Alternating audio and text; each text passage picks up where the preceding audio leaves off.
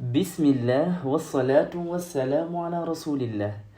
Alors, nous nous retrouvons aujourd'hui aussi pour un nouveau numéro et c'est aujourd'hui que nous verrons le tout dernier signe de notre série et ce signe s'appelle la shadda. Et voici sa notation, d'accord? Et pour lire la shadda, c'est toujours aussi simple comme je le répète toujours. Le plus difficile, c'est vraiment les premiers cours, les deux premiers. Donc, voici le principe. Juste comprenez le processus. D'accord? On a là, si vous oubliez la voyelle ainsi que la shadda, vous les oubliez. Qu'est-ce qu'on a? On a la lettre ba, partout. La lettre ba et la lettre ba. Donc, vous remarquez qu'on a doublé la lettre ba un peu partout. Donc, et après, on a fait quoi? On a ajouté la voyelle, le A. Ici aussi, on a ajouté la voyelle I. Et ici, on a ajouté la voyelle OU. D'accord? La voyelle. Donc, le son, c'est OU. On y va. Donc, si on voit là, par exemple, comment on lira? Ba. Donc, vous insistez sur le ba avant de faire sortir la voyelle. Bi. Bou. C'est bien. Et si on vient maintenant au niveau de deux fatha, deux kasra, des dhamma, c'est toujours la même chose.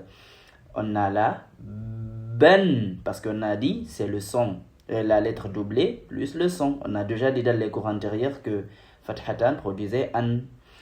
Donc ici kasratan, ça sera bin, vous doublez et vous faites sortir le son. Et dhammatan, ça devient bun. D'accord? Si ce tableau est compris, ça veut dire que vous avez tout compris pour aujourd'hui. On passe au livre Nurul Bayan. Le principe reste le même, juste suivez et comprenez bien ce tableau. D'accord? Vous insistez sur chaque lettre qui a la shadda.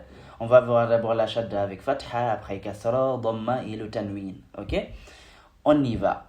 Là, si vous remarquez, ils ont essayé de donner une explication qui à mon goût semble un peu complexe. C'est pour cela que j'ai fait ce tableau. Ok? On va l'appliquer ici et vous verrez. On a là le ra et le da. Donc on dira plus da, on dira da. Donc rodda. C'est bon?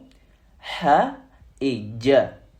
Ja. Donc on colle les deux, ça donne hajja. C'est bon? Le ha et ya. Les deux donnent hayya. Ba, tha. Batha. C'est bon? Ha, sh. Hasha. Sa, na. Sanna. Ok? Regardez là. On y va ici. Qa, ta, a. Qatta'a. C'est bon? On a dit là, qatta'a. Au début, c'était qata'a. On n'a pas insisté sur le ta. Maintenant, vu qu'on a une shadda, qatta'a. C'est bon? Jama'a. Jama'a. Fataha. Fattaha. Darasa. Darrasa. Rasakha. Rassakha. Waqa'a. Waqa'a. Et ainsi de suite jusqu'à la fin. Et avec la shadda, le principe reste toujours le même. Vous insistez sur la lettre qui a la shadda et vous faites sortir le signe. Alors là, ça devient soli. Soli. Une chose, la shadda, on peut écrire la shadda et mettre la voyelle kasra au-dessus, en dessous, pardon, ou bien on met carrément la voyelle kasra en dessous de la lettre. D'accord? Si vous remarquez sur la table, on a mis la shadda en haut, au-dessus de la kasra. Donc c'est la même chose. Que l'on mette ça, cette écriture, ok? Ou bien que l'on fasse comme cela, c'est la même chose. Donc dans ce contexte, on pouvait aussi remplacer ça par ceci. D'accord? Ok, on continue. Maki, Makki, Rabbi, Rabbi, Qatti, Qatti, Qardi, Haqqi. Si on vient là, ça donne quoi? Fassala, Fussila. Ici, pourquoi on a dit fassala? Parce qu'on a la fatha, ok? Et sad, c'est une lettre lourde, en fait, qu'on en a déjà parlé dans les cours précédents. Alors que là, on a la shadda, mais quelle est la voix utilisée? Kasra. Donc on ne dira pas fussala. Maintenant, on dira fussila. C'est bon? Mallaka, la. Mullika. Allama, ullima. Qaddara, quddira. Bashara, bushira.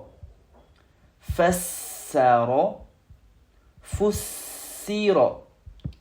Fuzzi'a. Et ainsi de suite. Et avec la dhamma, le principe reste et demeure le même. Allez, on insiste sur la lettre qui a la shadda. Après, on applique la voyelle. A et you. Ayu. Maintenant, vous comprenez, donc je ne vais plus dire. Allons-y. Jaddu, haqqu, fakku, hijju, izzu, mittu, sammu, kharru, sallu. Ah, pardon, là, on a le waw, donc on doit tirer. Sammu, kharru, sallu. Ok, là, celui-là, vous le lisez pas. D'accord, on verra peut-être ça, Inch'Allah. Alors, sabba, yasubbu. Ok, yasubbu. Daqqa, yaduqqu. Hajja, yahujju. Et à la fin. D'accord, je ne termine pas parce que la prochaine séance sera dédiée à des exercices. Ok, on passe maintenant au tanwin. Avec le tanwin, voici comment on lira. Là, sans fathatan, qu'est-ce qu'on dit là? On dit abba, comme on l'a vu tout à l'heure. Abba. Maintenant qu'on a fathatan, on avait dit on doit produire le son an. Ok, donc on insiste tout d'abord sur la lettre et après on fait sortir le son de la voyelle. Abban. D'accord? Fakki, fakkin. Sabbu, sabbun. Tibba, tibban. Tibbin, tibbun. Qawiyan, qawiya plutôt. Qawiyan, qawiyin, qawiyun. Et c'est ainsi jusqu'à la fin, ok? Ne vous inquiétez pas, Inch'Allah, la prochaine séance sera dédiée à des exercices et vous comprendrez mieux ceci. Et une fois ce signe compris, vous serez maintenant capable de lire n'importe où dans le Coran, même s'il y aura encore quelques règles de tajwid à comprendre. Alors à la prochaine, Inch'Allah.